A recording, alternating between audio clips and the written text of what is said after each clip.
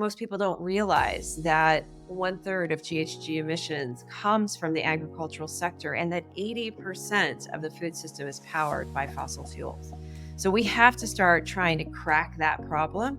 Otherwise, there's no way we're going to be able to meet the future demand for food, which is supposed to be 60% by increase by 2050, while still keeping us, 1.5 or below. So we've got a real crisis on our hands that we need to get in front of. This week's guest is Kristina Skierka, a genuine difference maker and true catalyst for change in the global energy sector. As the CEO and founder of the Power for All campaign, Kristina has been instrumental in shaping a movement with a truly audacious vision and goal, powering 85% of the 1.1 billion people residing in rural areas who lack reliable energy to achieve universal energy access by 2025.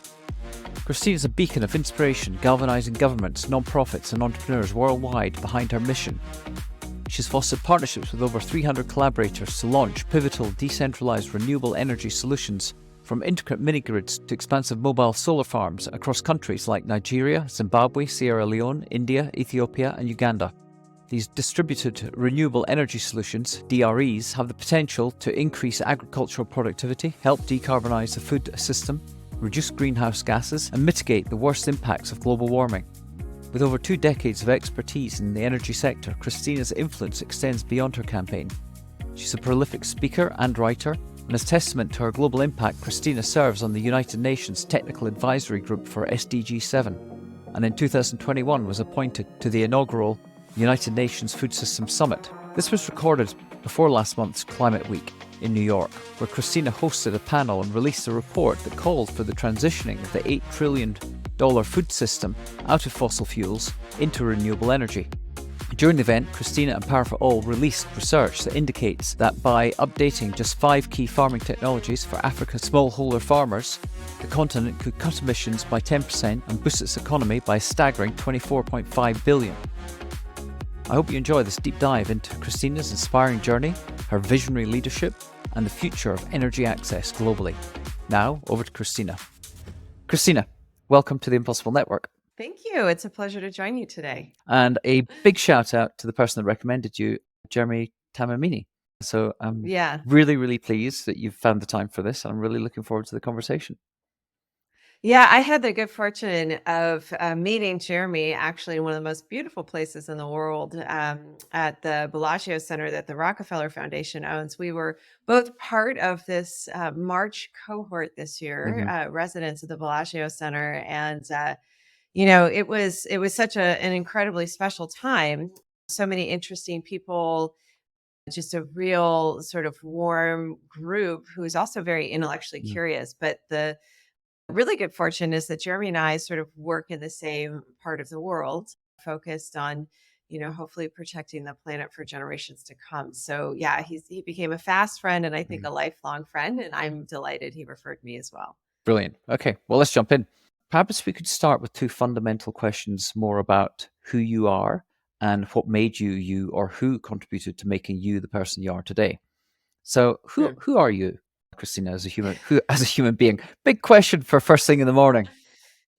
I mean, there's so many ways to answer that question, right? Because what makes us human? It's the air we breathe. It's our belief system. It's, whatever it is that drives us. And when I think about an answer for myself in that way, I just am very aware of how precious life is. And I think it was Mary Oliver who has that quote, tell me what you're going to do with your one wild and precious life. And I've always been motivated, I think, to get the most I can out of being on the planet. I actually feel a real responsibility to, as Thoreau had said, suck the marrow out of life.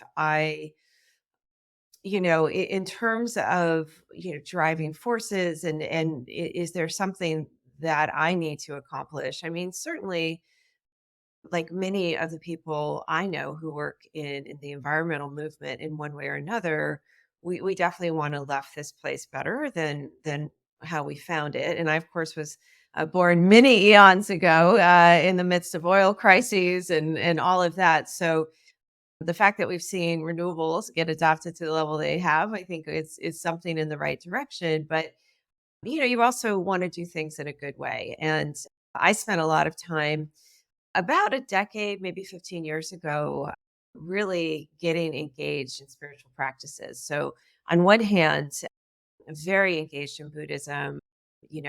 San Francisco and the Bay Area is very much an epicenter for the importation of Buddhism. So much of that effort grew up here and spread throughout the United States. Same with yoga. But beyond that as well, we have a very active Native American church community here. And that combination of the sort of meditation work combined with also the more sort of ecstatic and emotional work of doing sweat lodges and going out on the land, I think has taught me a lot about myself. And I do want to do things in as good of a way as possible. And so that means how we engage with other human beings and the choices that we make even on a daily basis. And so I've never actually had a job that was just a job. I mean, that's not entirely true. Like when I came back from several years abroad, I just needed a job to pay some bills. And so I'm sure we'll get into that story at another part, but it's just it never felt like me. Like it's very much something for me to have work and career that is meaningful and that actually is focused on, again, making things better than how I found them. So that explains, I think, a little bit of the history we'll probably get into, which is deep engagement in political campaigns and environmental protection and everything like that I think makes me feel like I am living a good life and leaving behind something I can be proud of. Oh, it's a brilliant answer for who you are as a human. But the question that I have to now ask is that what made you develop that worldview, embrace Buddhism, have these Yeah.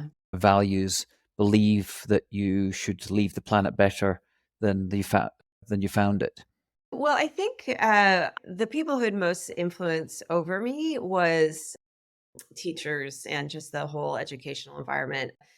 God bless my parents. And the truth is like, I must have been like an alien. Like I showed up like ready to take on the world. My mom told me like I didn't even bother crawling. I just started walking. And I came out screaming and like I haven't stopped since. But the great thing I think about my parents and the relationship we had together was twofold. So one is, they were the ones who actually got me out in nature on a regular basis. And every summer we would go and tour some group of national parks. And through those experiences and through even as a very young person, having those early opportunities to feel awe in nature just was truly transformational. And so, I was raised in a very different religion, and church never really felt right to me, but being out in nature as my church did. And so for me, I think having that early connection to the land was really, really important. And from my parents, they didn't really, I think, understand me. Again, I was kind of like an alien in my family, first generation college, like all of that. Oldest child? But no, youngest. Ah, So, but having said that, I mean, they didn't stand in my way too much, which was great. And sometimes that's what I think change makers need is if not somebody to help lift them up and teach them, definitely people who just sort of, stand back and let them manifest whatever it is that they're going to manifest in the world. Because education is such an important part of my life and because I'm such a naturally curious person, really there's just probably a handful of teachers that had an outsized impact on me. And I think back to, strangely enough, it was a drama teacher and a forensics teacher who had the most impact on me. So forensics, yes, it is the examination of dead bodies, but it is also competitive speech and debate. And I was very I active. didn't know that. You never That's heard of no. it? Yeah. Well, no, no, not in relation to debating. Yeah, yeah, yeah. So the National Forensics League is actually a very active body in the United States. and learning at a very young age that I wasn't actually very good at poetic interpretation, but I was excellent at original oratory, taught me just so much. I learned so much about how to think in different terms and how to organize persuasive arguments and how to be compelling. And at age 15 or 16, I was competing at a national level alongside all the other extracurriculars, the sports and drama and all that other stuff. But I have to say that really teaching a young brain to think in that way, to be persuasive, to have a point of view, and to be willing to be different was really impactful. And I just got really lucky. One of my best friends growing up, her dad, this fellow by the name of Bob Hollinghorst, I'd always admired his wife because his wife was a leader in local politics, and I interned for her and whatnot. But he really took me under his wing, and he had me beginning to do exercises that, as a 13-year-old, like weren't even my radar. But things like make a list of absolutely everything that excites you or interests you, and that's going to be your agenda for your life. Think about what you want on your tombstone, which, when you're 13 is a little Wow. morbid, but it's in-depth thinking that a teenager can get into. And so, thinking through those things. And then, he said something interesting to me, which is I don't know, it's something I feel a little bit odd about now, but sort of like find somebody to base your life on. If you don't have your own inspiration or a clear idea yet, find somebody you admire. And he had admired Benjamin Disraeli, Hmm. very famous Yeah, politician, British. and wanted me to read his biography and think about that. He had an idea that I'd be in the foreign service, which was something he always wanted to do. But just getting my thoughts in that organized in that way of thinking ahead when you're 13 is I think kind of unusual. And I think the last person who really contributed to the way my neurology works now was my thesis advisor in college, Sven Steinmo. And I have to say, being such a curious person, and being reasonably intelligent, but having a very high emotional intelligence.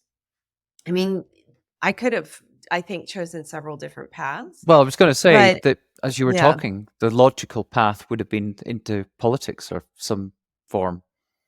yeah. Well, and that's where I was headed. I mean, to be sure. And in fact, my thesis that I did many moons ago, very much a precursor to where we are today, was political alienation in the American identity. And, I did a study, a regression analysis looking at what is it that happens when we self identify as other, right? So if we identify as, say, a Polish American or a female before I identify as an American, and how does that fracture democracy? It was, going through that whole exercise with him and having such, I think, intellectual rigor demanded of me was really useful. And I think that's maybe the consistent theme across, all the various types of educators who have helped shaped who I am is, I think a real respect for the way we think and operationalize that thinking. And so, but yeah, politics was where I was headed. I was head of the campus Democrats in college. I ran for student body president and won, so I was very much in that direction. But I will say that at some point, sort of 2 years on, running campaigns and, being in that whole milieu, I just felt a little disappointed. And I also felt like I understood how it worked a little too well, too soon. And in fact, that's one of the first things one of my bosses had said to me early on. Rick Ryder, who I was working at his political consulting firm. He's like, you just understand this too quickly. But, so I mean, things got a little predictable, and I always feel like that calls for a life change. So yeah, I'm not sure I ever anticipated to be exactly where I am, but when I actually look back at that list that Bob had me make when I was 13 years old, Surprisingly, like a business owner and running a nonprofit showed up on that list. It's incredible, but nothing about Yeah. nothing about the environment and renewable energy. Oh, no, no, for sure. I mean, there was a whole bunch of stuff in there about like, travel and protecting the environment and Oh, stuff. so it But was there. yeah, yeah. But there's also like random things on there that I don't know if I'm ever going to get to, like learning to play the guitar. Oh, I don't So, know. I can happen anytime. yeah, I suppose. But yeah, so I mean, I have a lot. I mean, we're never just self creations, even though so many of us like to think that we are. We're very much impacted by who we surround ourselves by. And that's why it's really important we choose carefully, whether it's our friendships that we make or our spouses, or just what we choose in our relationships, how we choose to be in those relationships is super fundamental. I don't know that there's anything that influences more. Would you? I mean, it's an interesting. The way you describe it, it sounds very. It's a life of intentionality, Hmm. and a lot of people sort of sleepwalk through life. Yeah, Hmm. okay, they set goals, they have their ambition. Yeah, dachshund. No, that's the labradoodle that's next door. Oh. Yeah, he'll go off in a minute. It won't take long. Yeah. Yeah, I mean, people do sleepwalk through life. I mean, I interviewed a woman called Barbara Douse, and who's a coach, was the Olsen twins acting coach, and she used that term. Hmm. Sleepwalking through life until you get to the grave, or whatever it was. I should have got the quote right, but essentially that's what you said. Most people do. But you clearly haven't been sleepwalking through life. You have been on a very intentional path since 13.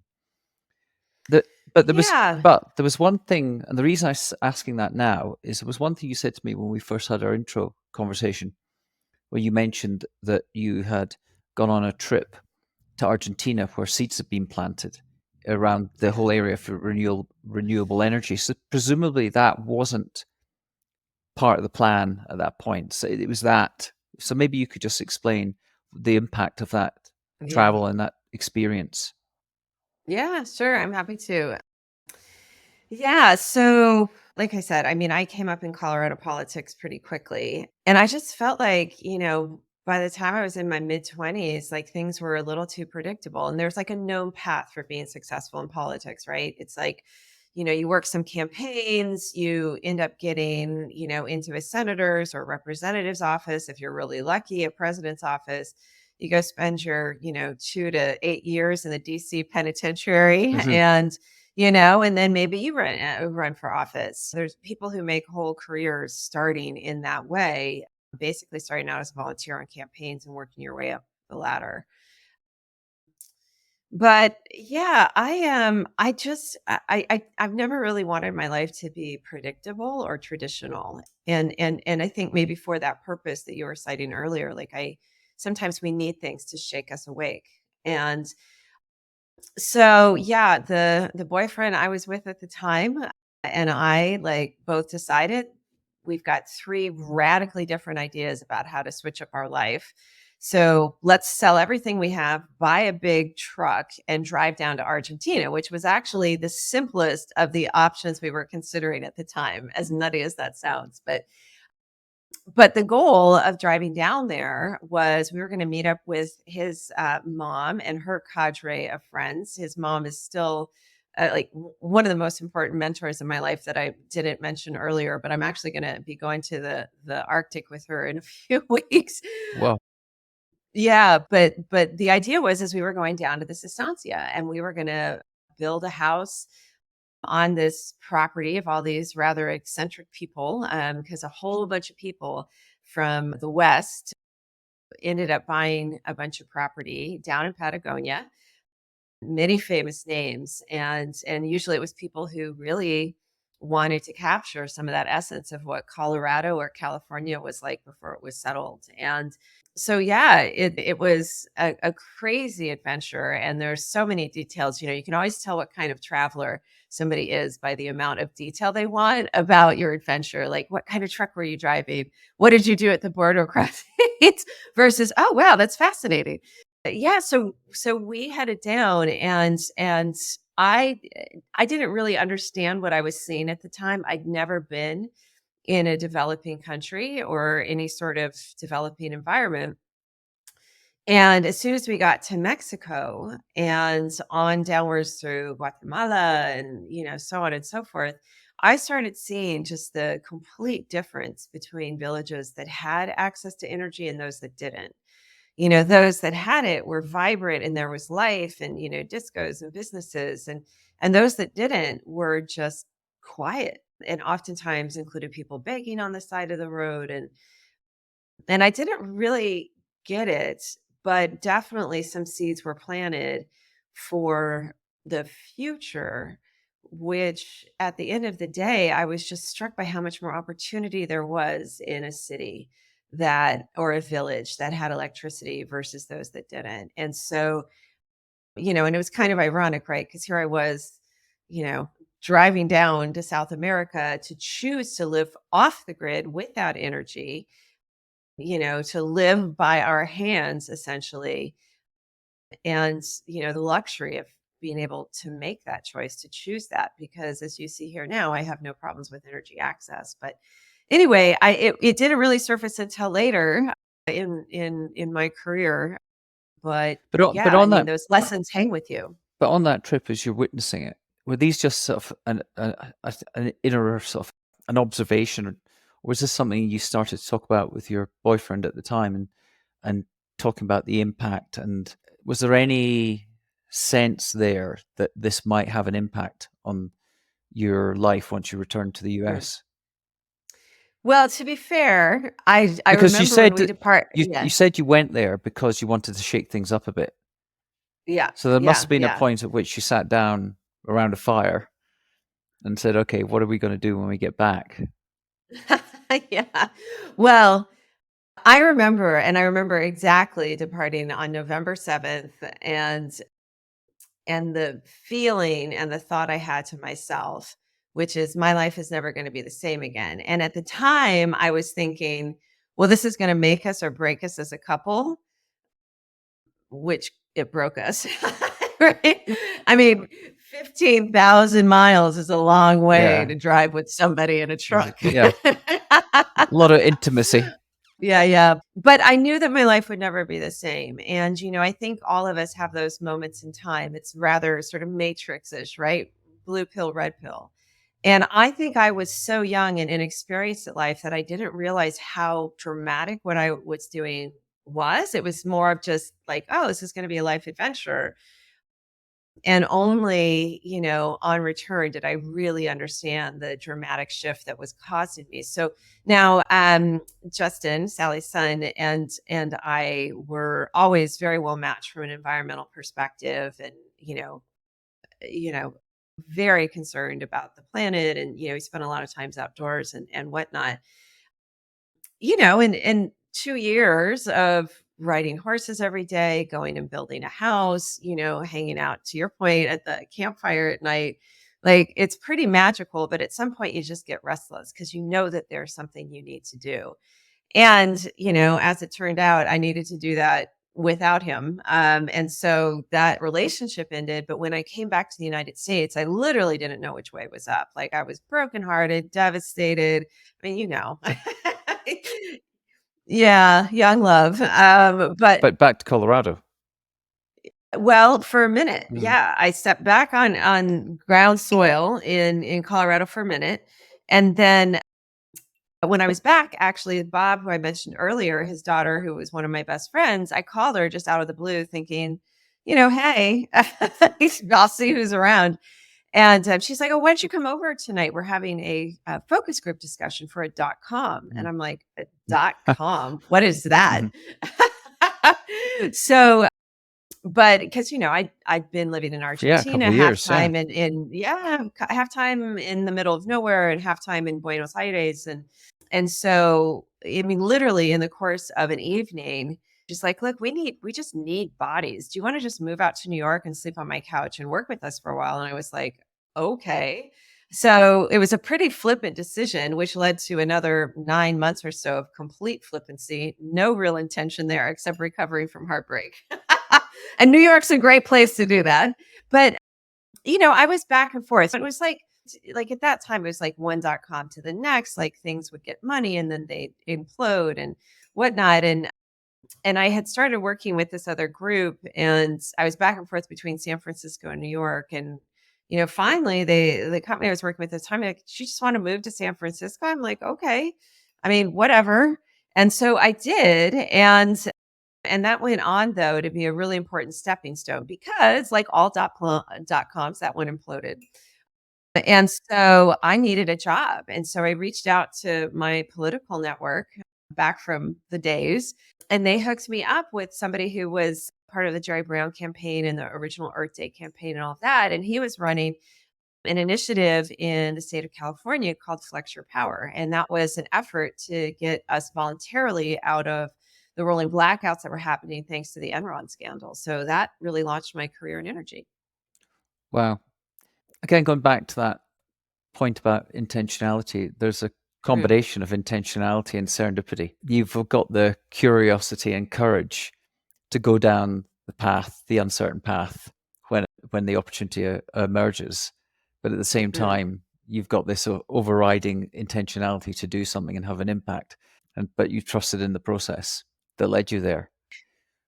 When Well, trust, I don't know. I no, mean, at some point there's not a lot of choice, right? You just get pulled in a uh, direction, right? So I don't know if it was trust as much as it yeah, wasn't really a I choice. suppose around So that .com boom and everything was and boom and bust, everything was imploding. Yeah, it was uh, a challenging time for most people. I'll say. Yeah.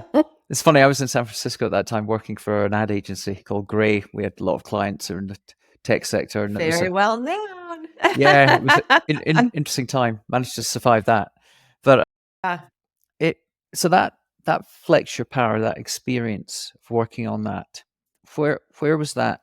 What was the impact of that in terms of the journey to where you are mm, today? yeah. Well, I think the first thing I experienced was just relief because I had a job. But beyond that, You know, I think I have a very strange collection of skills. I mean, I honestly think I've got to be the weirdest person on the planet. It's like I've got this innate ability in communications and advocacy and persuasion, right? That was formed at an early age, as we discussed. Then I have my heart, right, which is all about the environment and connecting to the earth and again, sort of, respect for ancestors and elders and wanting to do things in a good way. And then in between is this expertise that's developed over time around energy. And I guess what I would say is it was this sort of combination of things that just created this, perfect opportunity for me. And plus, I actually really needed to be in San Francisco. I was having a hard time recovering from the breakup and all the things connected to, leaving a life behind, right? Like that's not without its trauma. And and because, as I said earlier, like the fact that the Zen center that I'm still a part of today and so much of the Zen Buddhist movement was based in San Francisco, I felt like everything I needed to heal was in that city. And it was just the perfect place, perfect time. And while the work at Flex Your Power was challenging in, terms of getting people to care voluntarily about using less energy, et cetera, it was also effortless. And I think that's one thing that was really helpful to this sort of transition in my current career, which is, you're in your genius when it doesn't feel like work and it just feels like a natural extension of yourself. And so it was, I guess what I would say is, that question about inequity and all of that was still sort of brewing in the background. Certainly, in the state of California, there's a population known as hard to reach, and there's several programs that are designed to support lower income populations and populations who might not have so much regular access to energy. But in the state of California, we have, nearly 100% uptime. So, but what is unique about the state, and I think something I've been able to sort of reapply in several places is that we are known for having, basically the equivalent GDP of a country, right? Well, So like the fifth or sixth largest in the I think world. it'd be the fourth actually. Is Oh, could be. yeah, it is. Yeah, Yeah. yeah. But California is a serious economic force, and all of that growth in GDP and all of that growth in population has happened while our energy use has largely stayed level. And a lot of it has to do with the visionary policies established all the way back in the 70s and 80s, largely by the California Energy Commission. And one of those key factors, right, is what's known as the loading order. So the last thing we'll do in the state is build new power generation. Everything we do before that, we try to address things through energy efficiency. We try to get incentives for people to use less energy, and then we also will turn to renewables before we'll do more coal-fired power plants. And to be fair, we have a lot of hydro in the state, but inequity wasn't a huge issue in the state because it is such a well-developed energy infrastructure. That said, for those who do have issues of inequity, power, bills they can't afford, et cetera, there's a number of state incentives and programs in place to manage that. So yeah, but I guess, that was a good 5 years of my life. And right around the time Al Gore came out with The Inconvenient Truth, and I was one of the first people trained by Al Gore a million years ago now. He's gone on with Wow. the Climate Reality Project, but that was fundamental. And so in that time, that was right around 2006. I mean, the world was just opening up for clean technology. Dot com had been replaced by this boom in clean tech companies, and it was such an exciting time to be active in the space. And it was still going to be a few more years before I ended up really thinking beyond the borders of the United States for my focus. Hmm. Okay, well, that's a perfect time to pivot to the question of what are you working on to achieve before you shuffle off this mortal coil? And you've alluded to the fact it's about power, but you have an organization and you have essentially a mission and vision around it. So perhaps you could Yeah. maybe talk to us about Power for All. Yeah, thanks for that. Yeah, so again, going back to the Matrix moment, blue pill, red pill. I've been working in clean energy, energy efficiency, et cetera, for a number of years. And I had the great fortune of around 2009, 2010, starting to work with an international company that was based in the Bay Area called D-Light, D period Oh, okay. Light. Yeah, D-Light was one of actually the first movers in the Mm. space of adapting renewables to end energy poverty in developing countries. And, I had just come off of 5 years of working with the California Public Utilities Commission to lead and implement the statewide energy efficiency strategic plan. And so much of that work I did, there were so many lessons that got ported over to where I am today. But importantly, one of the things that I was very focused on in those days with the CPUC was building the market for net zero energy, which means something different today. Everybody's talking, about that in a slightly different term, but net zero 15 years ago was really about site specific net zero. So, how do you develop an energy ecosystem on a building specific basis that doesn't actually need the grid? So, what does that infrastructure look like? And how do we create and enforce building codes that help build that market? So, because I come from all of that work, understanding and knowing and seeing and helping to create that opportunity for rooftop solar as one of the forms of energy, when I started working with D-Light, I was it was kind of a shell shock because the incredible founders, Ned Tozin and Sam Goldman, they really wanted to start the company to kill kerosene, right? So kerosene is this incredible.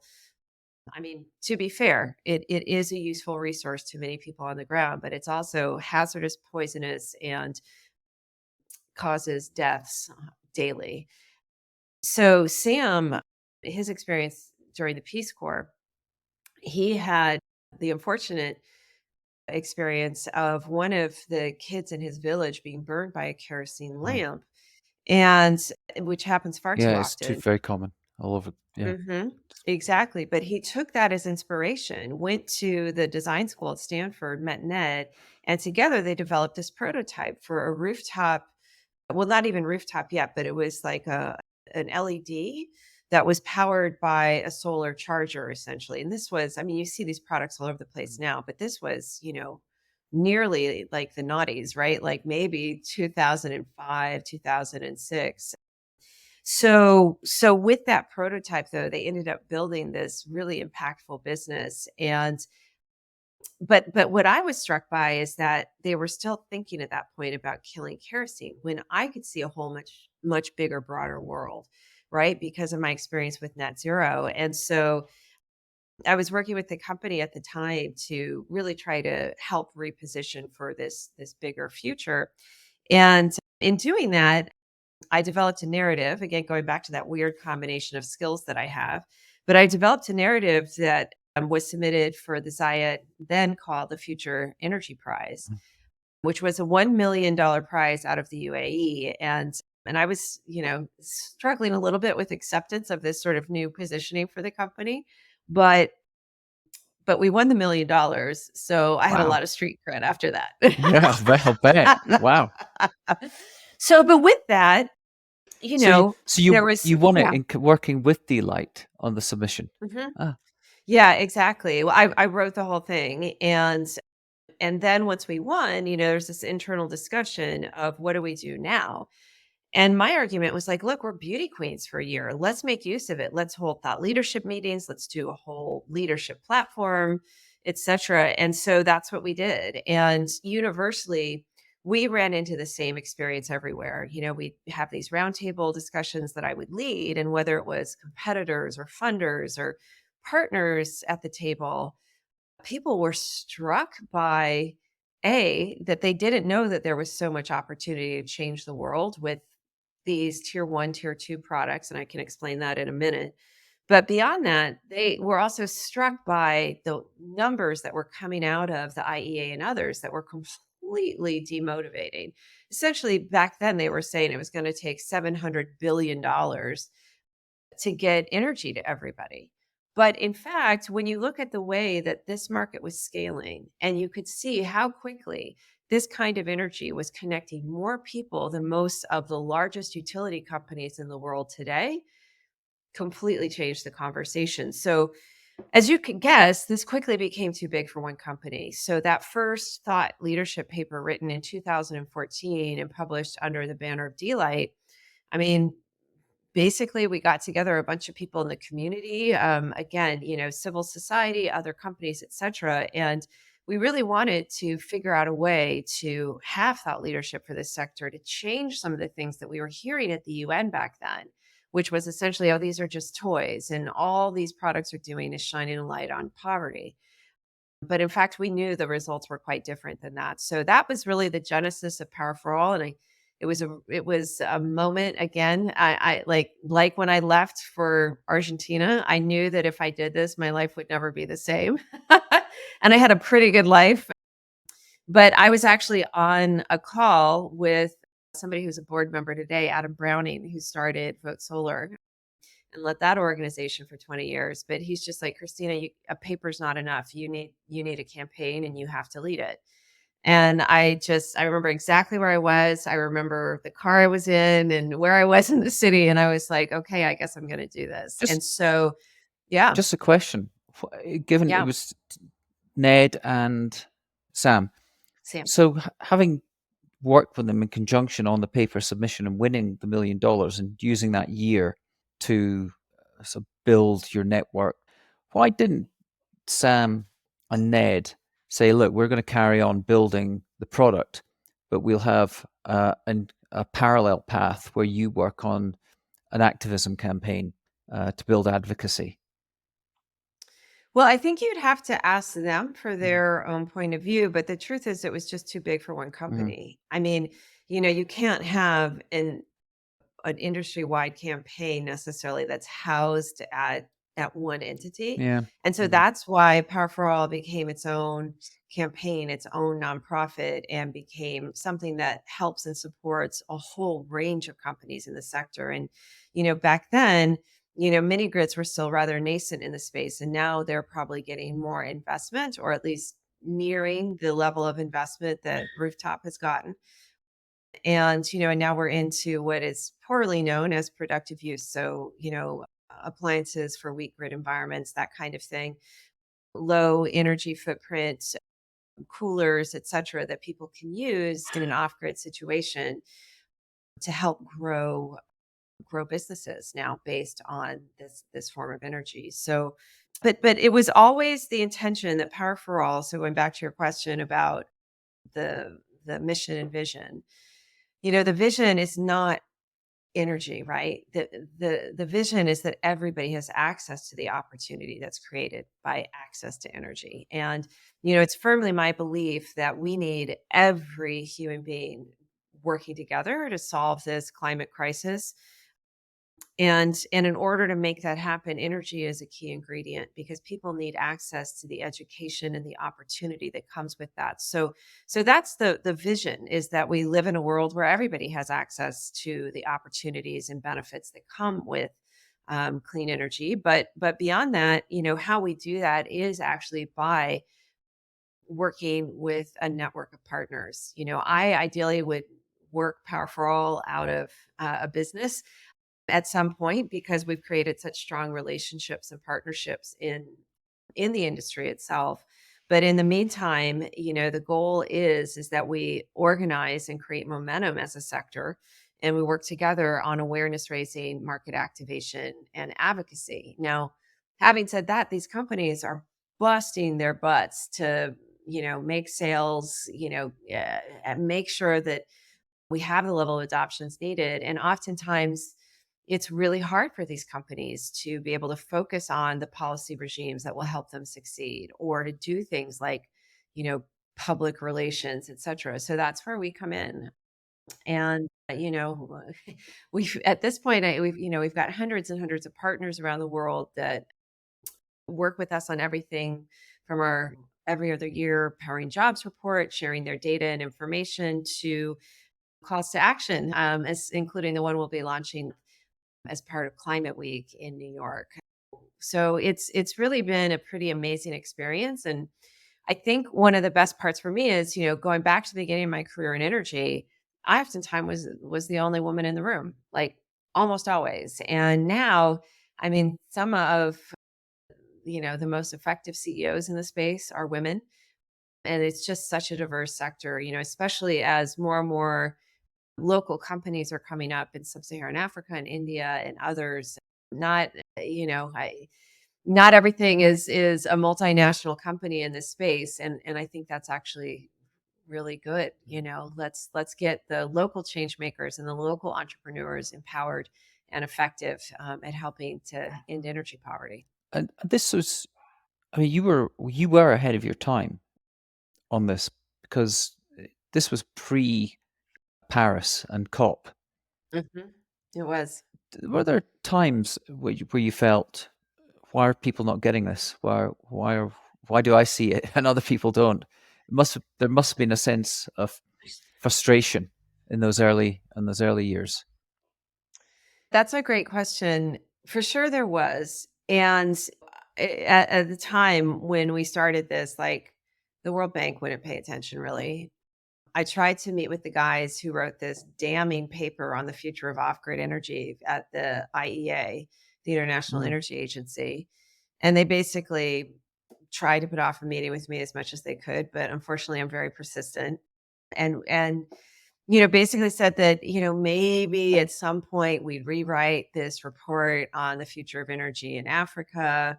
And even Ernie Moniz, who was once in a very prominent position in the Obama administration, I met him. We launched the paper at this event in Ethiopia, and I met him at the embassy at a reception, and he just said, "It's never going to work." And here we are today, where hundreds of millions of people are getting energy in this way. And it's not just the fact that they're able to keep lights on and charge cell phones and all that. They own their energy. Mm.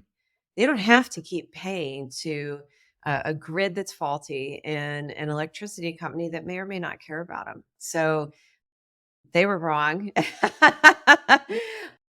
And we're right. And for that reason, I think that's what continues to give so many people hope and inspiration. And it really is an ecosystem. You can't make this kind of systemic change with a policy. Mhm. You can't do it with one program. You can't do it with one product. You need a whole ecosystem of support. And that's why we stitch together this network of CSOs and getting the media involved and finding utilities who believe in what we're doing. I mean, that's the whole goal here. So yeah, it's been quite a ride the last decade.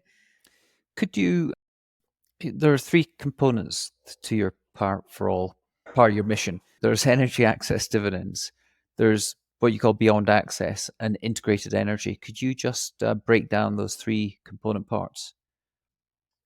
Yes, I'm happy to. So, everybody needs some structure, right? And when we first started out the campaign, and it was this incredible coming together of all these great organizations, Solar Aid, Sierra Club, Practical Action, again, many of the companies. I mean, it's just an incredible sort of launch committee. But right after launch, we knew that we needed to focus our efforts on where we'd be able to really find the most effective levers of change, that levers that were so powerful that if we pulled them, they would transform forever the pace of access. And so we realized that one of the things we ran into all the time, oftentimes meeting with country governments, trying to work with them to evolve their energy policies. So they had, specific carve outs for our types of technologies and that kind of thing. We knew we needed proof. And there was a real lack of proof in those early days. Oftentimes people were relying on secondary and tertiary resources.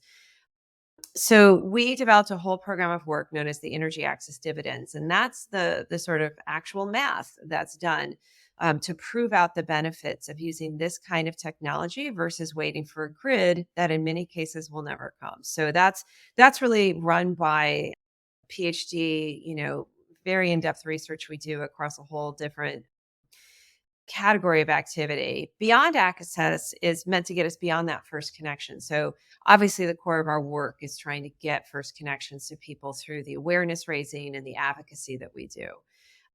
But now, especially as the sector has grown, there is a whole body of work to be done beyond that, including working with the adjacent SDGs to SDG 7, right? And so, in many cases, like take, for example, SDG 2, which is focused on health, nutrition, food systems. So so in that, if we build demand and we build awareness of what decentralized renewables can do for health, for education, et cetera, that's going to also help create demand that will accelerate adoption, right? And then the last piece, this integrated energy component, is always been the sort of golden chalice that if we could get utilities in developing countries to take our work seriously and not see this as like a side gig or, maybe a nice giveaway to certain customers, but an integral part of business, that would really transform the thinking about what an energy system could look like. And so those three areas of work make up our entire focus. We have a very global team. There's a little concentration of us based in California, but I myself spend about 50% of my time on airplanes right now. So, but that focus is all with a lens on effective strategies that again would really help accelerate the systems change that we're hoping to see. How did you decide in those early days what your geographical focus would be? Because Mm, the type of systemic problems that exist, they're global. You had to presumably go, right, we're going to start with this market and this market opportunity. mm. So what was that?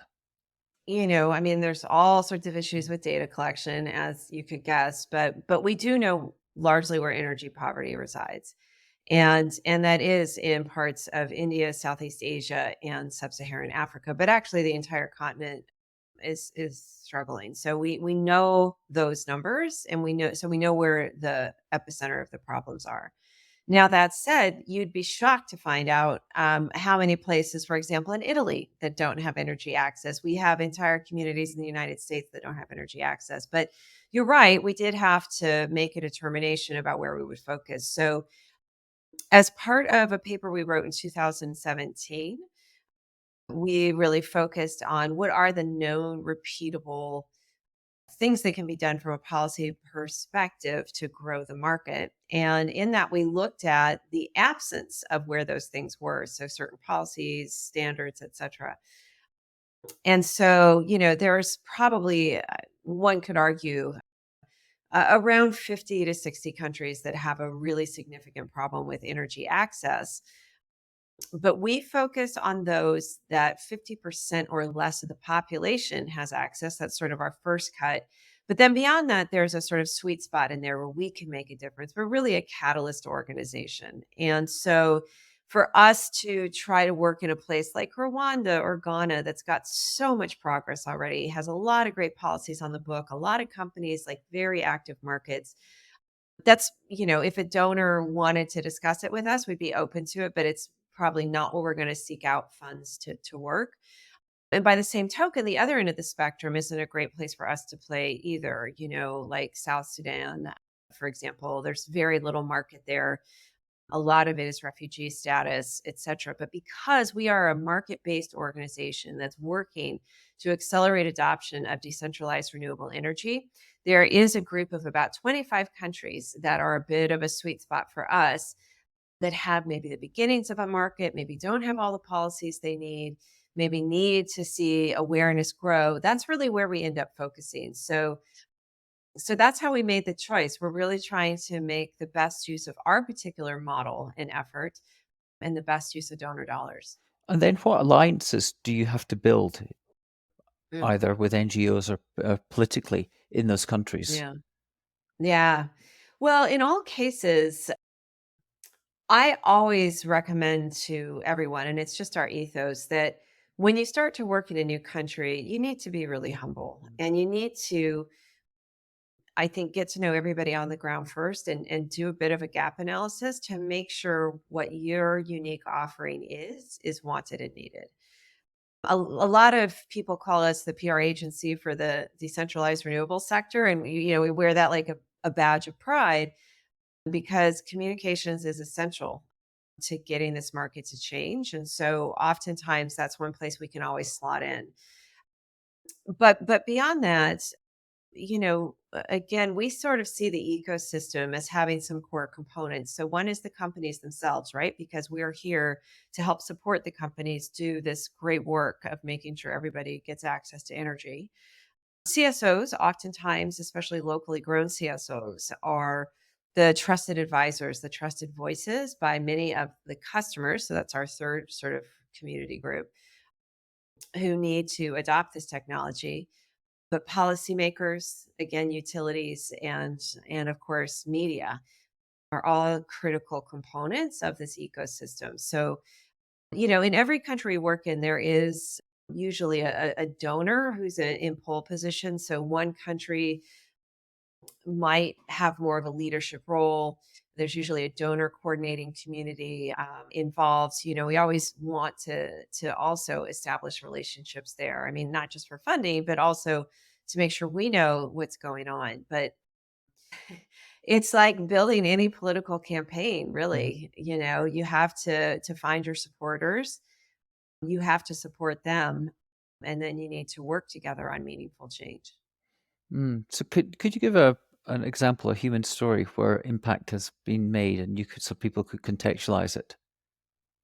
Sure. Yeah. I mean, I think probably my favorite story, because it really was a pet project of mine, was our Utilities 2.0 integrated energy pilot in Uganda. So, especially with my background working with utilities in developed countries and seeing what decentralized had to offer in a developed world, I was quite aware that there was a lack of conversation about a future of energy that was integrated in developing countries. So, in about 2018, with some funding by the Rockefeller Foundation, we brought together 30 people at the Bellagio Center, which is also where I met Jeremy. But it's also a great conference location. But it was about 30 people from the global north and 30 people from the global south. It was equal parts decentralized, equal parts centralized energy. And we were together for 3 days to try amongst ourselves to figure out, what does the future of energy look like in this developing world context where neither decentralized nor centralized is purpose built to solve this problem alone. And so with that effort, there emerged such enthusiasm, and some of the ideas developed, that there was literally demand to do a pilot in a country, and none of us knew exactly what it would mean, but Uganda signed up, and our partner company signed up, and together we figured out in a very collaborative fashion how we could address each other's business challenges with our comparative advantages. So in one case, you have utilities, which don't have a great reputation usually for being super customer centric, responsive, and they're very much encumbered by regulation. But they have incredible access to capital. They have a known brand in many countries, and it still is seen as, a preferred source of power. You take that mix and you pair it up with the innovation and adaptability of decentralized renewables with the intense customer focus.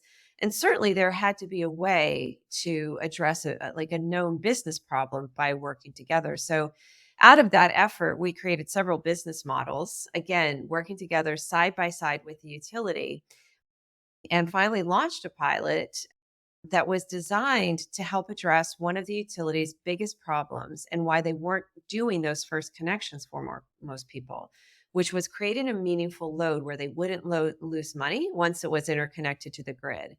So we picked a typical sort of peri-urban environment and worked together and had 5 different companies involved in creating this completely new way of doing business. And the results were incredible. I mean, not only did we beat all of our anticipated expectations in terms of speed to access, quality of access, etc., but we were able to grow the demand for power in that center by partnering up with another company that provided appliances and appliance financing. So people had ways to create businesses. And this community became this epicenter for miles around. Like people would come and they want to come to the disco, they'd want to come to the health center. All these businesses sprung up that we didn't even predict. Like we thought maybe a couple would spring up, but not the amount that we had. And so that was incredibly hard. How over what sort of Oh, timeline would that be? yeah, like a handful of months. I Wow, mean, that it quickly. was an incredible experience. Yeah, it was an incredible experience. So when you talk about sort of Mhm. distributed energy and Yeah, access, you've got the yeah. utility, which is using traditional sort of technologies. Are you're using, is it mainly solar? Yeah, at this point, it's mostly solar. And, certainly there's wind applications and a lot of micro hydro, but at this point, it's mostly solar. Hmm. Okay. So the impact that that has, then it's an economic accelerator. So you talked about obviously the access. There's the safety element to it when getting rid of things like kerosene or burning Yeah, wood. There's the yeah. educational impact on children. So so that presumably must have become a case study for you to then roll out in other markets and scale this. Yeah, we're actually finalists for a really big international award called the Ashton Award, and it's not. I just want to make the point that it's not just Power for All. This was actually about our model of stitching together partnerships and creating an ecosystem that can transform a system. And so that's what's really magical about it. But yeah, it's been fascinating. And, we had a milestone event back in June and, brought together the government who was necessary. You have to get all sorts of local approvals from the local village council, et cetera. So we just kind of brought the whole community together. And it was such a gratifying moment because I literally didn't have to say anything. Like the government, the Renewable Energy Commissioner was singing the praises of the pilot, said, "This is the future of energy." described how he was recently at an event that was Pan Africa, and he had 5 different countries coming up who had heard about the pilot, wanting to learn from him how this was accomplished. So the hope always is that we can step out of the way, lead from the side or lead from behind when needed. But, the goal now is to really be sure that people understand what's possible through collaboration and partnership, and by working together, and hopefully that absolutely takes flight from here. How do you deal with when you're working with utilities that might be profit driven by a profit motive, where Mm. you're building decentralized networks where the customers aren't having to pay for anything? Where's the incentive for the utility? Right. Well, so first of all, the companies, the decentralized renewable companies, are also profit Well, motivated. None okay, of yeah. this works. Yeah, none of this works unless people are making money. We need Mhm, businesses, sustainable businesses, for this to happen. Oftentimes, utilities are motivated because they're not hitting their numbers on their own. As I said, it's very expensive and challenging to connect people and teach them how to use energy and teach them how to grow their energy demand. So, but beyond that, I just want to say that people who work at utilities are humans. and and they live in these conditions, right? mhm, They have no interest in people in their own countries being without yeah. energy because of the opportunity that's created when you do have it. So, I will say we got especially lucky working with Umeme in Uganda. I have never ever seen a utility anywhere in the world that I've worked that is was so committed to innovating and trying new things. And hopefully that serves as a model for others. Mhm. What's path dependency? Yeah. So path dependency is something that you hear a lot about, especially in our circles that are focused on avoiding further climate change. But basically, it's defaulting to the current practice. And so, one of our challenges with so much grid infrastructure built out is that you actually have a technical path dependency built in. Mhm. So, there's an incentive, no matter how crappy a grid is, to keep building it out because it's what you know. So, it's super important that we do things to intervene in the thinking and infrastructure build out to make sure that there's a way to have more resilient systems and hopefully avoid some of the mistakes we made in the United States. Mhm. It's funny, I said I'm in Mexico City at the moment. I went at the weekend to a place called Puebla, which is a Mm. couple of hours south, I think, of Mexico City. Yeah. And it was really interesting driving through some of the small towns and neighborhoods and just seeing the smokestacks coming out of these essentially would amount to shanty towns. I sat last night at dinner talking to a couple of people who are working as entomologists working with insects. Yeah. Yeah. Hmm. And they were talking about the degradation of insect populations, ants and butterflies, and the impact that's having on ecosystems. I thought, you look at these small communities and you're driving through these tiny little towns and villages and thinking these people don't have opportunity, but they're all desperate probably for Mm. education, for economic opportunity. Everyone's Yeah. there selling something, trying to sort of scrape a living. If you were to bring these distributed networks to them and have the impact you're having in that example you gave in Uganda, you got to see these small communities flourish. But then, Mhm. isn't there this paradox that we're dealing with as we get to these growing microeconomies? Isn't there a conflict there with the? I know there's a degrowth movement that want to try and sort of scale back growth, and they think that's the problem that we face in terms of climate. Presumably, what we have to then do is balance to make these communities more sustainable because they're going to want to grow, they're going to want to travel, they're going to want to have cars and everything. And how do we deal with that conundrum and that paradox that we want to give Mm. people education, we want to give them access, we want to give them health and equity and justice, yet at the same time we know that it will probably result in even more emissions. Well, that's where how we generate power comes into the equation, right? Yeah. I mean, unfortunately, we're reaping right now the negative externalities of a century built on the back of coal and fossil fuel. Hmm. And, it's frightening. That's one word to use, but But where we are is also a place to feel empowered because we have the technology we need. I think with some exceptions around batteries and storage and making storage more affordable. Hmm.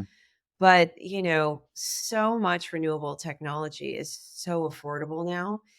I mean, obviously, if farmers in Rwanda can purchase their own power systems, I mean, that tells you something, right? Yeah. And so I don't think it all has to be bleak, but it does require a real step change and a real focus on accelerating adoption of renewables because it's not going to happen by itself. We Mhm. have to make it happen. Mhm. Do you feel optimistic that there are people in these countries, if you talk about the 25 you identified, that are Mm. working to do exactly as you say? Oh, Mm. 100%. Every time, like, I just, whenever we have industry events or, I just think about all the different countries we've worked in. I mean, there's always change makers who care and want the opportunity.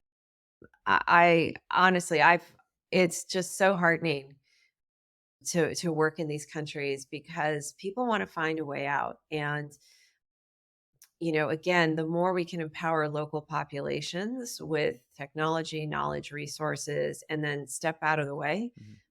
the better as far as I'm concerned. And presumably it must be fundamentally important as we are seeing, just leaving aside the sort of the wildfires in Canada, as Mm. we're seeing evidence of climate change and the impact of just the rising temperatures right now and the impact that's having on agriculture that I was talking to these guys last night about. Mm. The giving farmers the opportunity to have their own grids to power, to create their own agricultural systems that can be adaptable to the changing climate.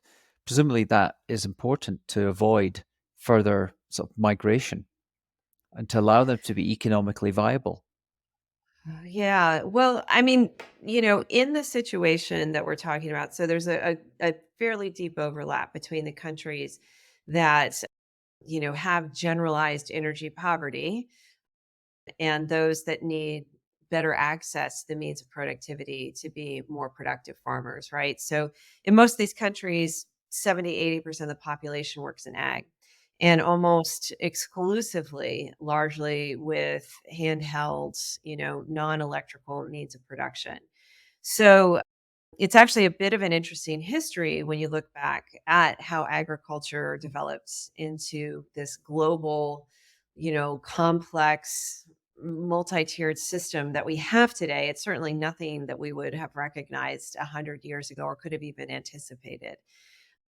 There's certainly a lot to be said when you think about how big oil has monopolized a very critical resource that is oftentimes largely found on the continent of Africa. And many times you'll also see a conglomeration approach to grains and to some of the most critical sort of core crops to feed the continent. So for us, I guess the point I would make is we need to democratize the means of production. In the same way, I want to democratize energy at a household level. I want to do that at a business level, and agriculture is a business. And unfortunately, we're in a situation right now where, the vast majority of smallholder farmers, of which there's 500 million in the world, are responsible for feeding their local populations, right? But those local populations are also about to explode. In fact, when we look at the continent of Africa alone, we can anticipate that half of the population growth by 2050, which is meant to be 10 billion people, is going to be on that continent.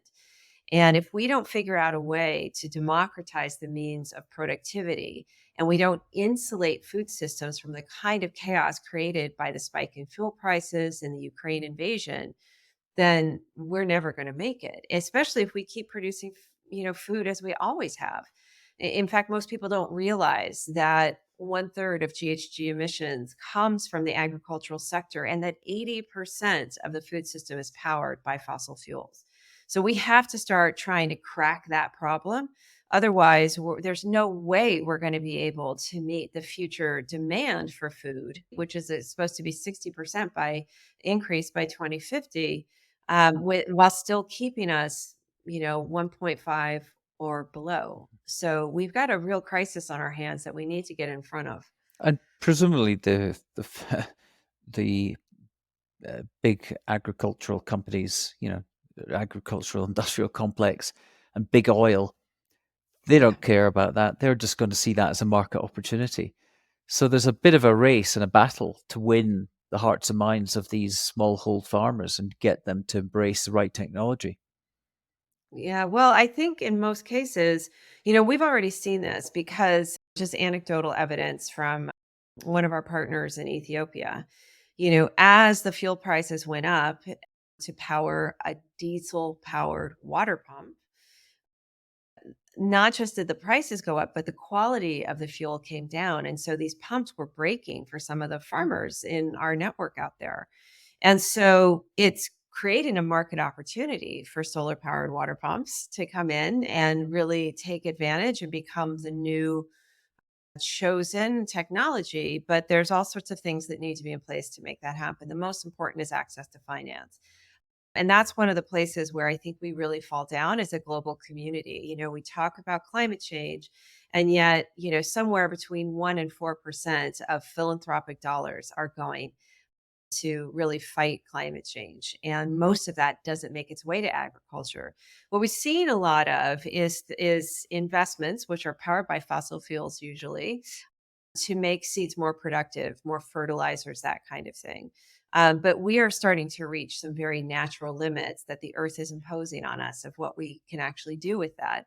And so finding a way to bring, cold storage alone powered by renewable energy to farmers is could make a huge difference. That's where 40% of our losses come from. So there's all sorts of stuff that just needs, I think it's now time to shine a light on this problem the same way 10 years ago we did just on the topic of first connections themselves. Mm.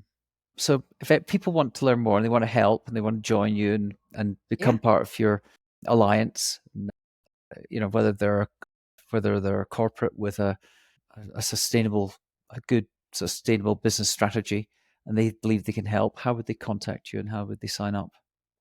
Oh, yeah. Thanks for that question. We are always happy to take donations. So powerforall.org.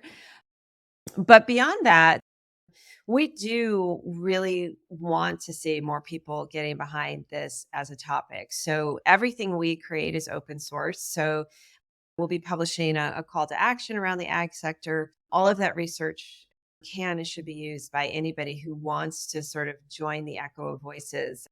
But beyond that, I think one of the most important things people can do is support the renewable energy sector, regardless of where they live. I mean, I think one of the things to take away from this is that, whether you live in Senegal or whether you live in San Francisco, you can make a choice to choose more sustainable energy. And that always helps build the market. And so I'm always going to advocate for that. But I also think we just need to challenge our own thinking.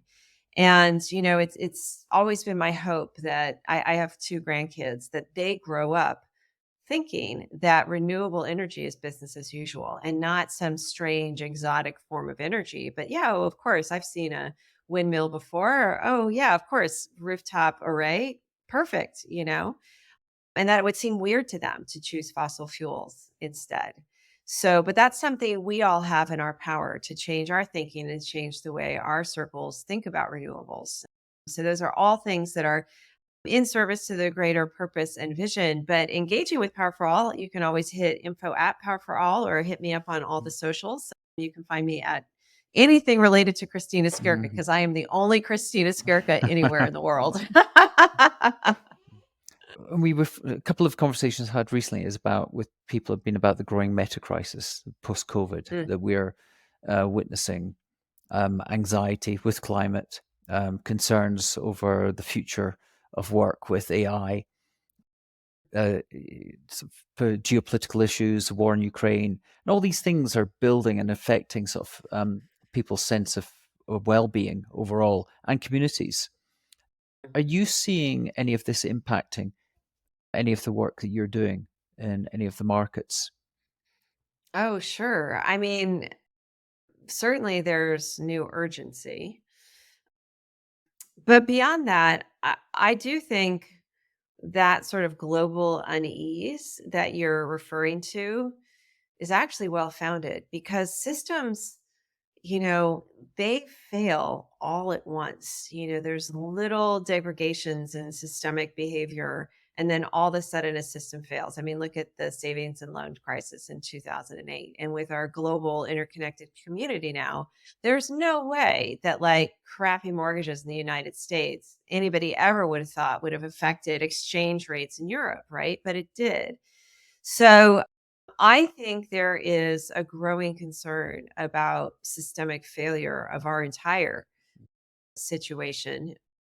And, you know, for me and for many of the people I work with, the antidote to that unease and that fear is to get engaged Mhm. and to make change happen. And I really think that's where we're at right now. It's funny going back to because it's front of mind from my conversation last night. The Mm, entomologist that was focusing on ants, we were talking about ant colonies and how they are self-organizing. Although there's a queen, they're not really hierarchical because they all have their jobs to do and they all contribute to the mm, finding the right resources to power the colony. When you start to think mm. about ant colonies, and he said, they're all competing against each other, but they're all independent. In a sense, Yeah. they are. It's almost like a good metaphor for a distributed power network. So as you Mhm. see these distributed energy networks in communities growing around, whether it be sub-Saharan Africa or Southeast Asia, you could think about them and the natural, it's maybe just the natural way that we should be living in decentralized communities, not relying on non-natural connected global grids of energy. Because maybe we've just reached the limit, and what we're moving towards is the way that we should be actually empowering these emerging communities. So it's interesting. I'm just saying that as a reflection. If you're going to achieve the goals that you've set yourself in your overall vision in advertising, whenever we're talking about a brief and a challenge and a story for a brand, said you've got to have an Mm. enemy. There's always got to be a hero, and there's always got to be an enemy, and there's always got to be something you've got to overcome. Your enemy is fossil fuels, presumably. So how do you deal, and who do you have to work with to help overcome the challenges that you come from your enemy, the fossil fuel industry and their lobbyists, who don't really care?